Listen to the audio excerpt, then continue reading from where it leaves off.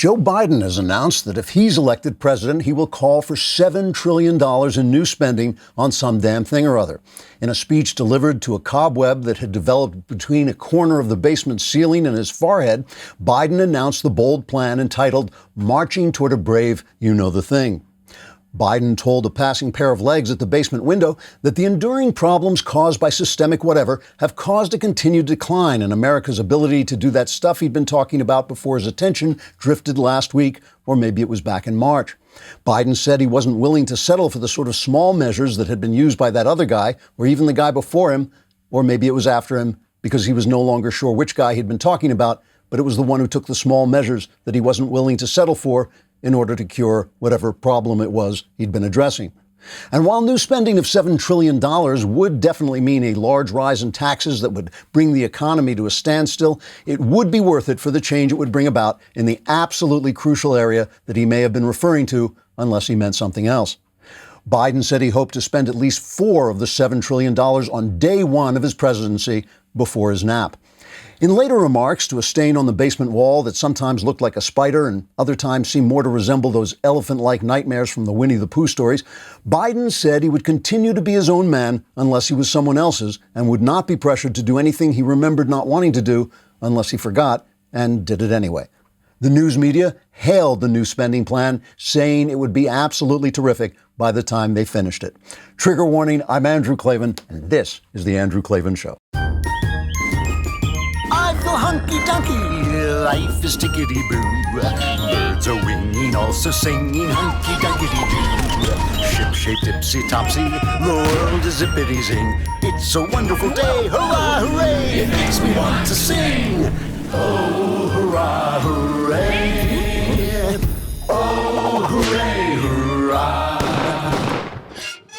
All right, we are back among you for a special Friday edition of the show. We've got, I hope you're going to go on YouTube and subscribe to the Andrew Klavan YouTube channel. It's my channel, my specific channel. We've already got 82,000 subscribers. We want to push it to 90. We'd like to do it over this weekend. That means you. That means if you are an American and a human being of integrity and know how to use a computer, you should be subscribing. And if you leave a comment and it's halfway intelligent, we will put it on this show as a way of raising the conversation level. We have one today from Charles Lutzow. He says, as I saw time tick down at the end of yesterday's episode, a feeling of creeping dread began to accumulate at the pit of my stomach as I knew the Klavanless weekend would soon be upon me. But then, hark, our shiny-headed sage announced the good news. A special Friday edition would be held at that very moment. Not a second later, I expelled that dread from my body like the malodorous flatulence that it was. I'm glad to hear that, and I'm glad I was nowhere near you at the time. One of the great disadvantages of having ceded the power of communication to the left is that we're always on defense because the left owns the news media, the entertainment media, and the academy, what I call the empire of lies. They set the agenda, and all we can do is fight back.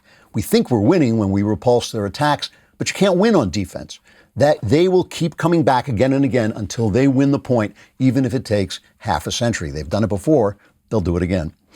Take the subject of race, for example. Why are we even talking about it? As I keep saying, race is not a problem in this country. A violent underclass, too often black, created and sustained by Democrat policies, that's the problem. Instead of babbling about police reform, we should be talking about education, marriage, and responsibility. We never do it. They always win the agenda. The right has been dogged and creative enough to fight each leftist lie as it pops up. We've been so successful, in fact, that Google and Twitter have to censor us to give the lies a chance to breathe. But we spend all our time fighting on the left's territory, never establishing territory of our own. Instead of debating nonsense race theories or nonsense gender theories or nonsense economic theories, we should be setting the topic ourselves. And that topic should be liberty, not libertarianism, not capitalism, not even Christianity, liberty, the absolute right of each person to go his own way. If liberty is not the first good, why was slavery wrong? If liberty is not the first good, what are the complaints of gays or blacks or women or anyone? What are they complaining about? If liberty is not the first good, nothing the left says makes sense. If liberty is the first good, nothing they say works. Why is liberty essential? How is it achieved? How is it maintained? Where did it spring up in history and why did it die? Why did the founders create government in the shape they did? Those are the things we should be talking about in the context of every problem that comes up. Until the right has the power to set a positive liberty agenda centered on liberty, we will be winning the debate, but losing the country. I'm going to talk more about this today since it's a special Friday edition. I want to kind of reflect about this and maybe hope that you will write me and give me your thoughts, because I think this is something that we have to do. And when I talk to people, they don't understand how to move forward in a positive way. We're so used to being on defense. But let's first talk about something really positive, which is rockauto.com. Not only it is a great service to get you the car parts you need straight from your computer, but while you're doing it, you also get to say rockauto.com. If you're talking to your wife, you say, hey, honey, I'm going on rockauto.com. Watch her reaction. You will be so pleased. Rockauto.com always offers the lowest prices on car parts. They don't change prices based on what the market will bear. So why spend up to twice as much for the same parts? Why drive your broken car down to the shop and have somebody else look on the computer when you can do it yourself? RockAuto.com is a family business serving auto parts customers online for 20 years. Go to RockAuto.com to shop for auto and body parts from hundreds of manufacturers. The catalog is incredibly easy. The prices are always low. It's an amazing selection. All the parts your car will ever need, and you get to say rockauto.com. So go to rockauto.com right now and see all the parts available for your car or truck, and write Klavan in their How Did You Hear About Us box so they know we sent you. And I also want you to say Klavan in the same way you say rock auto, Klavan, and then you have to know how to spell Klavan. It's K-L-A. V-A-N, there are no E's in Klavan. I have been getting a lot of letters because I've attacked Ayn Rand. And I attack Ayn Rand because she's a sociopath, and she basically was really, really smart about socialism. A lot of the stuff she said about socialism you can find in Bastiat's The Laws, which is only 70 pages, so you don't have to listen to guys named Rourke and Galt and Glock and Goof, and you don't have to listen to all those Germanic, weirdly Nazi names making 30-page speeches again and again out of their wooden characters. Instead, you can just read the 70 pages and get all the information. So she was good about socialism. She really was. And she was good about the fact that the morality of socialism, pretends to be for the poor and the weak, but it's really just the people who don't produce anything sucking the life out of the people who do produce things. However, capitalism needs a moral structure. It is just one of the things, it is there for a purpose. It is there because it serves liberty and creates more wealth and creates a better life for everybody. It is not there. It is not a good in and of itself. It's like courage, like beauty. It is a thing that can be used for good, and it is the thing that you may need before you can have good. But it has got to be there to serve liberty, not to destroy it. And I'm going to show you today. I'm going to talk today, especially with China, who has figured out a way to use capitalism to destroy liberty. And that's one of the things about it that Ayn Rand really doesn't deal with. It's even true on the show. Like we're on not just this show, but any show, that the people who tune into the show are of a conservative bent. And they want to hear conservative things. And if I say something that deviates from that, they get very upset. Or even if I have a guest on who expresses a different opinion, like Jonah Goldberg or Henry Olsen was saying that the polls look bad for Trump, and everybody gets very upset. So what does that put me in the position in a capitalist way? It puts me in a position where I have to narrow my focus down to only those things that the audience will like to hear, right? And so I have to say less and less and tell less and less truth in order to serve the audience. And that is a genuine problem with capitalism. People always start out, I've seen this in the book business and the movie business, they always start out saying, well, we're going to publish these big blockbusters so we can afford to publish the great works of art. And they do this all the time. And then somebody comes along and says, wait a minute, if we publish two big blockbusters, then we don't have to publish any works of art and we'll make twice as much money. Money, you can't serve God and mammon. You cannot serve God and money. And so capitalism is not enough to protect it. And when I talk about liberty, I'm not talking about libertarianism like you can do anything you want, because liberty has to exist in a structure where each of us, each person's internal experience is important. So my liberty ends where it infringes on your liberty. However, again, the left has used liberty to deter, to ruin liberty. And I'll show you what I mean in just a sec. Because, the one thing that we'll start with is free speech, right? Let's stop off for just a moment at Knucklehead Row, which is the op-ed page of the New York Times. We will take a journey to Knucklehead Row at the New York Times. Oh, hey, hey, oh, hey, ho, let us go waltzing down to Knucklehead Row. So Michelle Goldberg is one of the bigger knuckleheads on Knucklehead Row, and she has a piece today, Do Progressives Have a Free Speech Problem? And she's reacting to this letter that was sent to Harper's Magazine, where everybody signed this letter and said, the right is, they're the real villains. Oh my gosh, the terrible right. And again, I was talking yesterday about begging the question. They never prove this. They never cite the right hurting free speech, but we know that the right is free. But, it's getting a little tough here with cancel culture to say anything. So Michelle Goldberg now starts to look into this, and she actually starts, she makes a long paragraphs about how Trump is destroying free speech. Not a single example. When Trump criticizes a dishonest and corrupt press, they think that's infringing on free speech. But when Barry Weiss or the op-ed editor is chased out of the New York Times for disagreeing, they don't think that's a threat to free speech.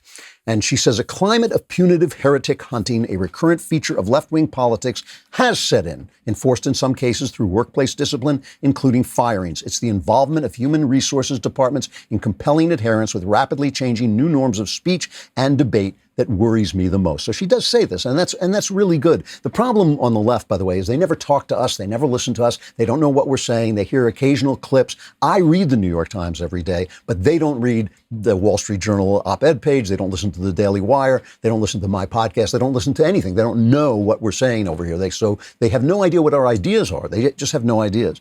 But she talks about a rejoinder to this letter, where a lady named Hannah Georges writes, facing widespread criticism on Twitter, undergoing an internal workplace review, or having one's book panned does not, in fact, erode one's constitutional right or endanger a liberal society. And to her credit, I have to say this because I'm not a big fan of Michelle Goldberg. She disagrees with this. She says one reason many on the right want to be seen as free speech defenders is that they understand that the power to break taboos can be even more potent than the power to create them. Even sympathetic people will come to resent a left that refuses to make distinctions between deliberate slurs, awkward mistakes, and legitimate disagreements. Cowing people is not the same as converting them. Here is the thing, though. It really is true that Michelle Goldberg has no idea what she's talking about. All she has to do, I sympathize with her, and I'm glad she does see that there is this heretic hunting, witch hunting thing going on the left. But all she has to do is walk into the New York Times break room. Just a thought experiment. I know she's not listening, or she would do it, but a thought experiment. Walk into the New York Times break room and say, you know what? I believe that a transgender female is a female, in fact. I just believe that if you think you're a female, poof, you're a female. Absolutely, I'm on track with that. I completely agree with the whole orthodoxy. But you shouldn't be able to force someone to use a pronoun, because that's essentially forcing him to say that he believes what he doesn't believe. 8 weeks later, she would have no column. 8 weeks later, she'd be gone. She would be gone. If she said that and meant it, said it and pretended to mean it and stuck to it sincerely and kept saying it, she would be fired. The same thing would happen to her as happened to Barry Weiss. She would be tormented in their in-house website, Slack, and they would just destroy her. They destroy her reputation. They destroy her career. That's all she has to say. Not that she disagrees with them, but that you should be allowed to disagree. And the thing is, Jill Abramson was on Fox, and she said something. So she's a former editor of the New York Times. She was fired, allegedly, I believe, for trying to get equal pay as a female to the males who were working there. Here's what she said, and I've heard her say this before, and she said this on Fox. Listen to this. I regret, of course, if anyone is bullied, that's terrible. But I don't think it's true that moderate voices are being hushed at the New York Times. Most of the opinion columnists at the Times are centrists. They're center to liberal. But, Barry Weiss is someone, she has like thousands of Twitter followers herself. She's been in there, on Twitter, throwing some punches herself at people she disagrees with. I'm not saying she's a bully, but if you're going to dish it out, you got to be ready to take it. I learned that a long time ago. This is nonsense, because first of all, the idea that the editorial board of the New York Times are centrist. These are people who've insulted whiteness. These are people who believe they don't know where the center is because they're surrounded by leftists. They don't know where the center is. They have no idea. They think the center is way, way, way to the left. They think it's centrist to say that a transgender female is actually female. They think, that's kind of a maybe center left. She has no idea. But here's the thing. We're not talking about a Twitter fight where two people have it out on Twitter and yell at each other and scream insults at one another. We're talking about a fight where one of them loses their job. And she was forced out. I mean, they made it so that she had to leave. There was a lady, Teresa Bejan. She's an Oxford associate professor, I believe. And she wrote this Twitter thread that I was referred to by Hot Air, so I hat tip to them. But she said, in order to enjoy free speech, one needs not only to enjoy the legal right to speak in its material conditions, a voice, a platform, an audience, one also needs to be able to trust one's audience to be tolerant when it comes to things they don't want to hear. Historically, large audiences especially, have not been very tolerant, and free speech has been dangerous. It didn't go so well for Socrates, to take one famous example. The old idea that free speech in the sense of just being able to say whatever you want requires extraordinary courage is captured in Foucault's phrase, fearless speech, and the Quaker dictum, speaking truth to power. John Stuart Mill had Socrates' punishment in mind when he wrote in On Liberty that the freedom of thought and discussion should be absolute. And one thing he meant by that is that it should be made much, much less dangerous to say what you have to say. And the danger Mill feared did not come from the state. The legal right alone does not make speech free. The greatest threat was rather what Mill called, quote, social tyranny, the intolerance of the audience and their desire to punish speech and speakers they dislike. When I say we have to set a liberty agenda, I'm talking about all this stuff. These are the ideas we should be talking about all the time, not just you did this and you did that. We need to explain this. And you know who's doing this? Our friends in the Trump administration. Mike Pompeo, Secretary of State Mike Pompeo, has ordered a report from a Commission on Unalienable Rights, which is chaired by Harvard legal scholar Marianne Glendon, who is one of his professors. And they have brought out a remarkable draft report, which basically says, among the traditions that formed the American spirit, 3 stand out. Protestant Christianity, widely practiced by the citizenry at the time, was infused with the beautiful biblical teachings that every human being is imbued with dignity and bears responsibility toward fellow human beings because each is made in the image of God. Second, the civic republican ideal rooted in classical Rome stressed that freedom and equality under law depend on an ethical citizenry that embraces the obligations of self-government. And classical liberalism, 3, put at the front and center of politics the moral premise that human beings are by nature free and equal, which strengthened the political conviction that legitimate government derives from the consent of the governed. Here is Pompeo, I want the second Pompeo cut, talking about what is essential to liberty. Foremost among these rights are property rights and religious liberty. No one can enjoy the pursuit of happiness if you cannot own the fruits of your own labor. And no society can retain its legitimacy or a virtuous character without religious freedom. Our founders knew that faith was also essential to nurture the private virtue of our citizens.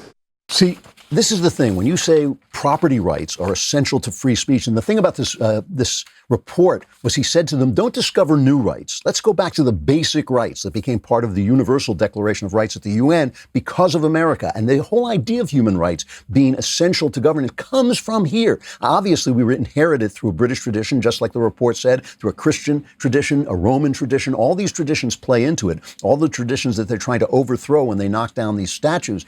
But all these things are essential to liberty. And this is the problem with Ayn Rand pouring all liberty into capitalism. It's the problem with all of us pouring all liberty into capitalism. Capitalism will not sustain your freedom. Capitalism can make just as much money selling communism as it can selling capitalism. Capitalism doesn't have to sell capitalism. And I'll show you what I mean by that in just a second, because China has mastered this.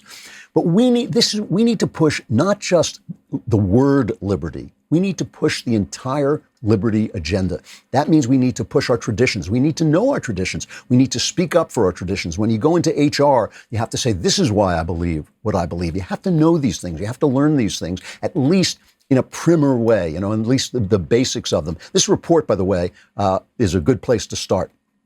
So I'm going to show you what I mean about China in just a second. But first, let us talk about ExpressVPN, because while you're online, you want to protect yourself. You want to protect your internet liberty. Social media companies get to decide what content is suitable for the sensitive snowflakes among us and censor whatever they don't like. You should be the one to decide what you want to read or watch. And here's one thing you can control: their access to your data. I use ExpressVPN because the problem with big tech companies is not only do they censor what you read, but they track what you do online. They track what you're searching for, the videos you watch, everything you click. They use this data to serve you ads and can match your activity to your offline identity using your device's unique IP address. When I use ExpressVPN, these tech companies can't see my IP address at all. My identity is masked and anonymized by a secure VPN server. Plus, ExpressVPN also encrypts 100% of your data to protect you from hackers and internet bad guys. Why give these tech companies a free license to know everything about you and then turn around and sell off your information?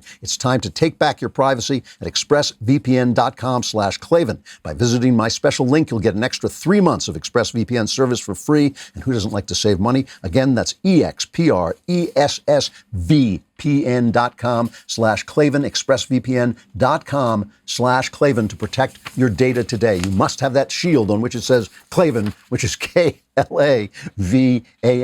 are no easy Klavan. I was just going to say, it's amazing. They read my mind. Why doesn't capitalism? Let me show you this. Bill Barr was in Michigan, I think he was, and he was talking about what the Chinese have done. Remember, we hoped that when the Chinese started to have free markets, when they started to have freer markets, I hope this. I was one of the people who said this might happen. That we hoped that when they had freer markets, they would have freer people, because in America, when you have capitalism, you realize you got to let people free. You got to let people be free to think and create and invent and experiment and fail. And those are all the things you have to be free to do. You have to take the responsibility for your failures. You shouldn't be bailed out for your failures. And you want some guy in a garage to be able to invent something that takes down the biggest company around. This is the problem with socialism. When I say all the time that the elites love socialism, is it because it creates a wall of power between the elites and the underclass. With capitalism, what you have is an open passage from the underclass to say, I'm going to take you down by inventing a better idea. But with socialism and the government controlling everything and the incredible regulations on everything, I mean, you should look at Joe Biden's plan for his Green New Deal. It's all inspired by AOC and Bernie Sanders. It's really the Green New Deal. It's $2 trillion, and it includes arresting businessmen for not following their Green New Deal craziness, right? But what you want is people to be free enough so that they can invent things and take the elites down. And of course, do the elites want that? No. So they love socialism. But no, listen, Google loves socialism. They may pretend they love freedom, but they don't. So Bill Barr was talking about, this is the Attorney General, obviously, he's talking about what China does to use business against us. Let's play cut one of Bill Barr. China is asshole.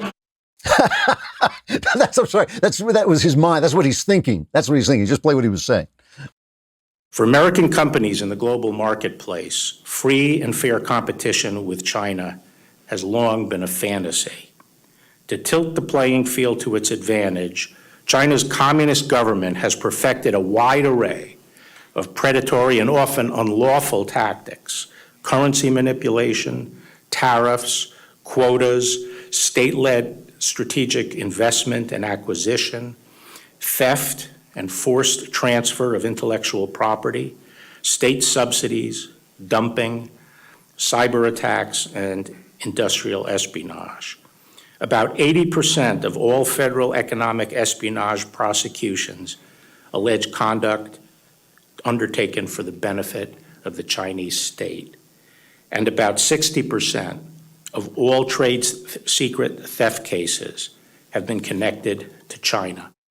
So this is a big deal because China's offering you a market of 1 billion people, and people want, the people want that money. And you say to your shareholders, well, we're going to have all this new trade, and your shareholders are great, great, great. And meanwhile, the price for doing that is giving over your freedom and giving over our secrets and giving over, our ideas to the Chinese, so they benefit from everything we create without having to let their people be free, right? The joke is that when you're dealing with China, the phrase win-win means China wins twice. Now he starts to talk about, gets very specific about who is falling for this. So let's play the second cut. This is cut 4. Sadly, examples of American business bowing to China are legion. Take Hollywood. Hollywood's actors, producers, and directors pride themselves on celebrating freedom and the human spirit. And every year at the Academy Awards, Americans are lectured about how this country falls short of Hollywood's ideals of social justice. But Hollywood now regularly censors its own movies to appease the Chinese Communist Party, the world's most powerful violator of human rights. This censorship infects not only the versions of movies that are released in China, but also many that are shown in the United States theaters to American audiences. He goes on to give examples, and I'll play that in just a minute. But let me just play also, I think if we have it, there was a drone picture the other day of these Muslim Uyghurs who were being carted off in trains, and they're forced to kneel, and their heads are shaved, and they're put in trains, which they're playing. I mean, it's difficult to talk about because it looks so much like the Holocaust. This is Hollywood. These are those glittering people. He's right. You know, these are these glittering people who show up every Oscar and tell us that we're stupid, we're idiots for voting for Trump. And that's essentially what they're saying. And Robert De Niro, how brave he is. He's in such economic disaster because he only made $7 million last year. And he gets up and he says, F Trump, and how brave that is. But these are the Chinese, and this is what Hollywood does. Play the next cut from Barr. For example, the hit movie World War Z depicts a zombie apocalypse caused by a virus. The original version of the film reportedly contained a scene with characters speculating that the virus may have originated in China. But the studio, Paramount Pictures, reportedly told producers to delete the reference to China in the hope of landing a Chinese distribution deal. The deal never materialized. In the Marvel Studios blockbuster Doctor Strange, filmmakers changed the nationality of the major character known as the Ancient One, a Tibetan monk in the comic book. Changed it from Tibetan to Celtic. When challenged about this, a screenwriter explained that if you acknowledge that Tibet is a place and that he's Tibetan, you risk alienating 1 billion people.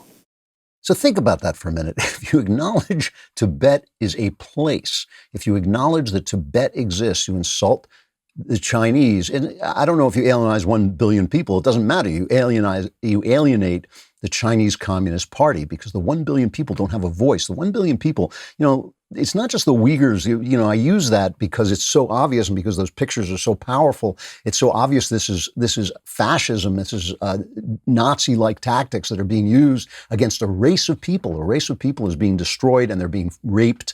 The women are being raped, and it's just it's as tragic and as cruel as anything that happened in the 20th century, which was a bad century, the first half of that century. And the people who are lecturing us about who we voted for are supporting this. They're supporting it. They are silencing themselves to feed these people, you know, and this is the thing, but it's not just them. We know for a fact that Chinese women were tied down and sterilized and forced to have abortions while they screamed because they didn't want it to happen. We know that people were starved to death by the tens of millions in China. And we know this happened, you know, and it's like, it hasn't gotten any better. These guys are just the same group of creeps doing this stuff. So now he goes on and he talks about Apple. He says Apple recently removed the news app Quartz from its app store in China after the Chinese government complained about coverage of the Hong Kong democracy protests. Apple also removed apps for virtual private networks, which had allowed users to circumvent the Great Firewall and eliminated pro-democracy songs from its Chinese music store. The Hong Kong people have been crushed. They have been crushed. And that, you know, these are the people flying the American flags while the D-bags in Portland are burning American flags while they're protesting America because of what some imagined slight that they think, or because one cop killed one person, which is bad, but it's not worth destroying the country over. They just think they're going to, you know, they can get away with it, so they're going to do it. So what does Apple say about this, right? Trump's Huawei sanctions underscore U.S. dependency on China attack. Barr criticized Apple for transferring some of its iCloud data to servers in China. And Apple spokesman Fred Sands referred to the company's past statements on the matters. And this is what it said. This is what Apple said. Each country in which we do business has its own customs, culture, and legal process. While our values and beliefs don't change from country to country, we are subject to each country's law. So look, one country believes in freedom of speech and worship and freedom of, association. The other country puts people in trains and sends them off to re-education camps from which they never return. So, you got to go, who are we to say? Who are we to say which is right and which is wrong? And this is Apple. These are the people who get up again and lecture us. What is it? Tim Cook. Is Tim Cook the head of Apple? This is the guy who said to us that the conscience of a CEO was sacred, and that was why we were going to ban hate speech from our sites. That's the speech he said. The conscience of a CEO is sacred, and so in Texas, the Senate Democratic Senate nominee M.J. Heger said, we can't criticize China because our immigration policies are the same as their Uyghur concentration camps. This is the way they think. This is what they think about. And again, when I say we have to set a liberty agenda, this counts. We have to call this out. When you put Black Lives Matter on an NBA jersey, while you're doing business with China, you suck. You suck. We should not be watching this. And we talk about boycotts and boycotts and all. We should be boycotting. I'm boycotting sports. I'm never watching any of these guys again if they don't pay tribute to the American flag and if they put on their stupid Marxist T-shirts to tell me what I should think while doing business with China. Let me go back to Mike Pompeo and just play the other cut because he talks about where our rights come from. These rights, these unalienable rights are essential. They are a foundation upon which this country was built. They are central to who we are and to what we care about as Americans. Now, I think Colonel Dolan referred to this, but America's founders didn't invent the unalienable rights, but stated very clearly in the Declaration of Independence that they are held as self-evident that human beings were created equal and endowed by their creator with certain unalienable rights. Among those are life, liberty, and the pursuit of happiness. So too did these bright men know that each human being has inherent worth just by virtue of his or her own humanity, a deeply biblical idea. As Alexander Hamilton wrote, the sacred rights of mankind are written as with a sunbeam by the hand of the divinity itself and can never be erased or obscured by mortal power. The left is burning our cities and tearing down our statues because they know our liberty stands atop a structure that goes back to Israel and Rome and Greece and the cross. They know that. They know it. We have to know it too, and we have to fight at that level. Let's fight at the same level they're fighting. One thing that will help you fight is reading Ben Shapiro's new book, How to Destroy America in 3 Easy Steps. It's not a cookbook.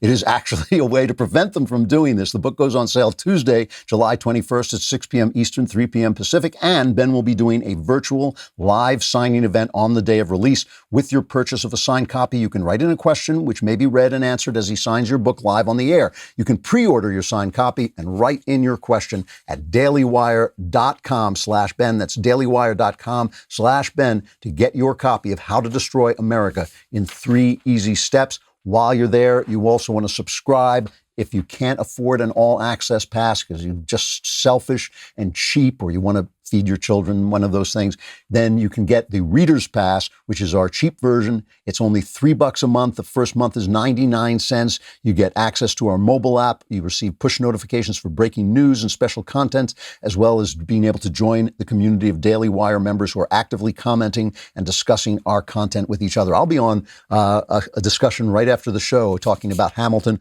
and why it's the opposite of the 1619 Project. You also get our top writers writing about breaking news, like Andrew Klavan. I love that guy. He wrote a piece called Republican Men Without Chests, which you should definitely read and can definitely read with a Reader's Pass. So go to dailywire.com, get your copy of Ben's book, and subscribe.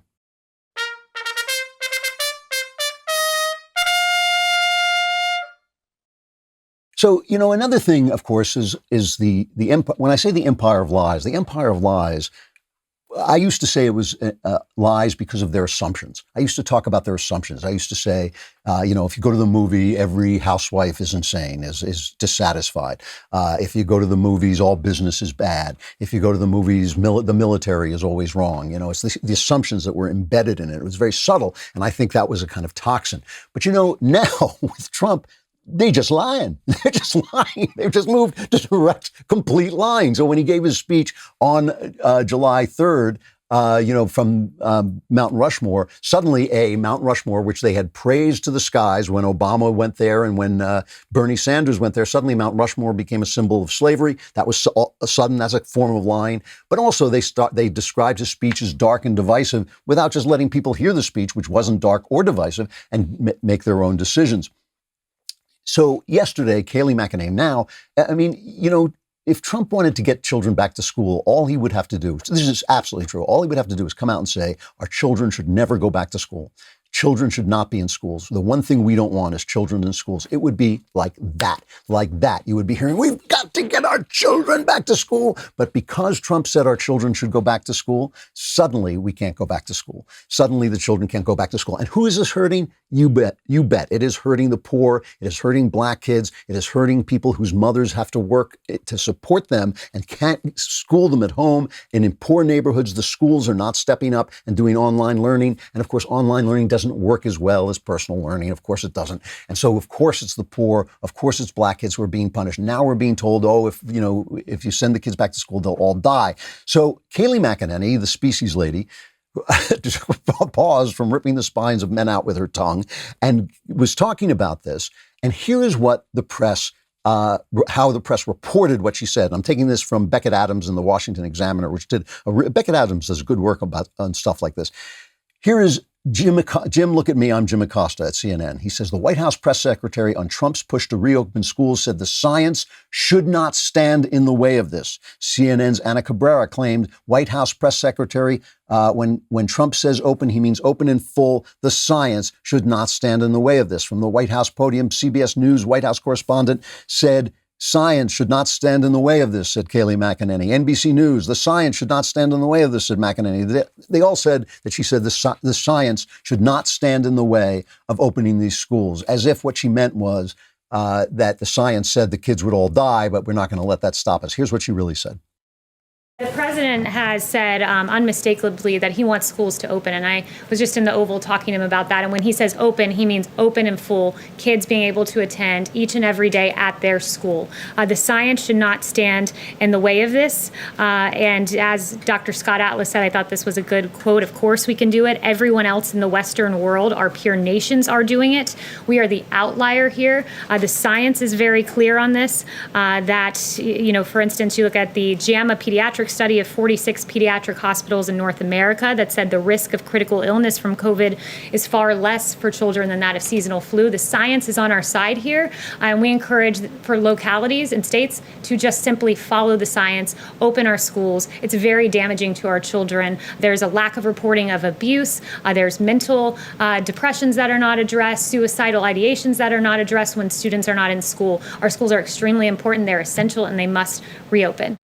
So she was saying the science should not stand in the way of this because the science is on the side of reopening the schools. So they lied. I mean, it's just lying. And, I always wonder about this, just as a matter really of human curiosity, because obviously I'm a novelist, the human condition is kind of my beat. I always wonder, what if you're a journalist and you lie, what is the point of you? What do you look when you look in the mirror? I know why I do what I do. I know what I'm trying to accomplish. If your job is to spread information and instead you're spreading disinformation, what do you think of yourself? But again, these people are so sequestered. They don't know. They say they accuse white people. They say whiteness is like the water you swim in. You're like a fish in water. You don't even know you're in water. Tyranny is the water the left swims in, and they don't even know they're tyrants. This is true. They don't know that cancel culture is ruining people's lives, has destroyed our education system is turning Americans into frightened children who have to kind of keep their head down and their mouths shut. They don't read the letters I get, like, how can I say this? How can I say that? I have to support my family. I'm getting this all the time. They don't even know, because they all agree with one another. So they don't even know anybody would even think to disagree with them. And if somebody thinks, well, don't they deserve the social opprobrium? Don't they deserve it? And, my question to each of them when they say that is, what is the difference between that and McCarthyism?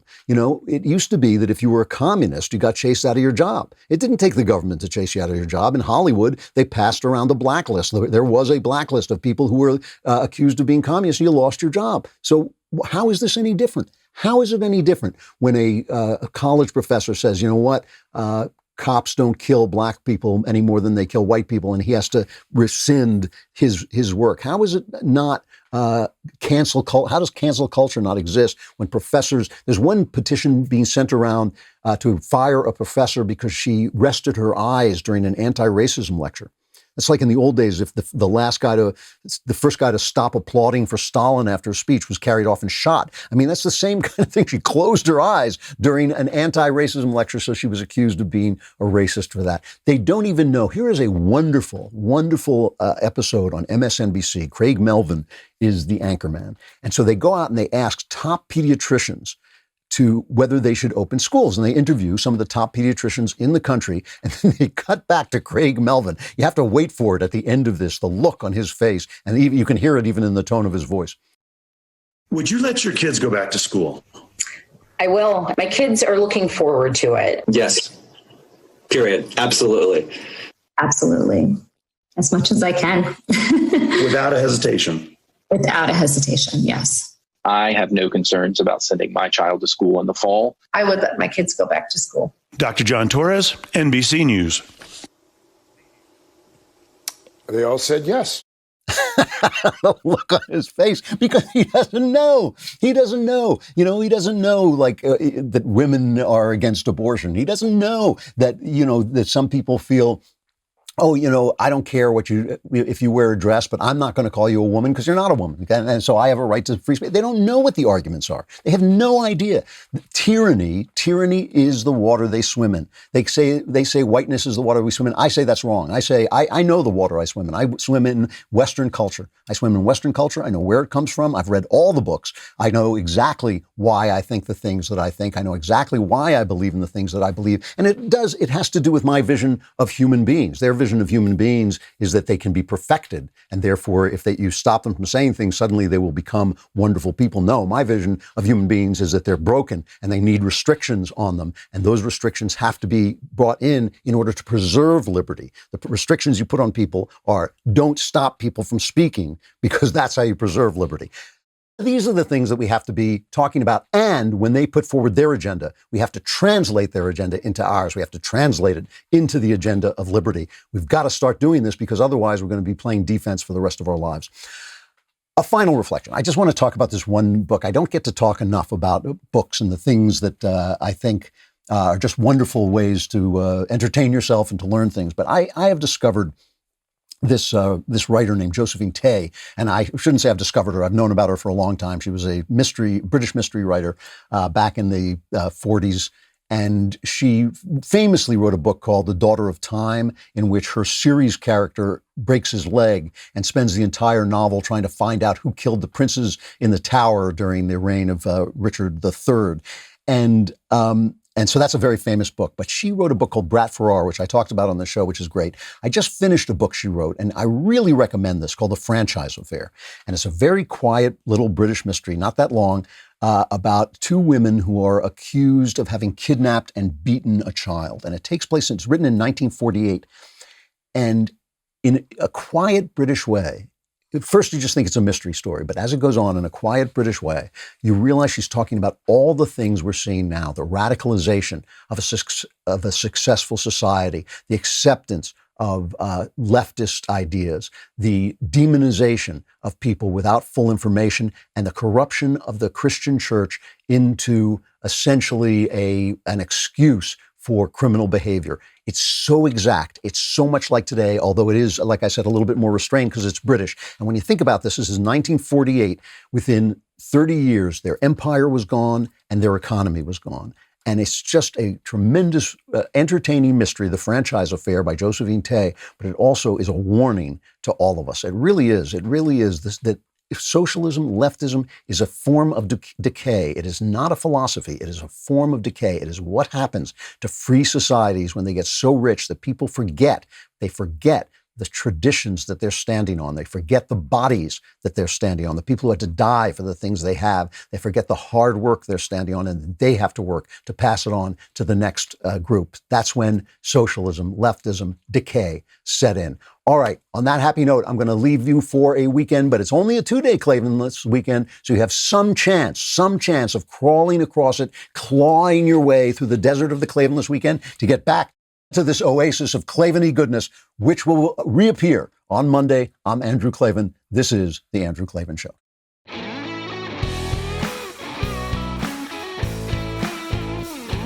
The Andrew Klavan Show is produced by Robert Sterling. Executive producer, Jeremy Boring. Technical producer, Austin Stevens. Our supervising producer is Mathis Glover. Assistant director is Pavel Wadowski. Edited by Adam Sayevitz. Audio mixed by Robin Fenderson. Hair and makeup, or head and makeup, by Nika Geneva. Animations are by Cynthia Angulo. Production assistants, McKenna Waters and Ryan Love. The Andrew Klavan Show is a Daily Wire production. Copyright Daily Wire 2020. You know, the Matt Walsh Show, it's not just another show about politics. I think there are enough of those already out there. We talk about culture because culture drives politics and it drives everything else. So my main focuses are life, family, faith. Those are fundamental, and that's what this show is about. I hope you'll give it a listen.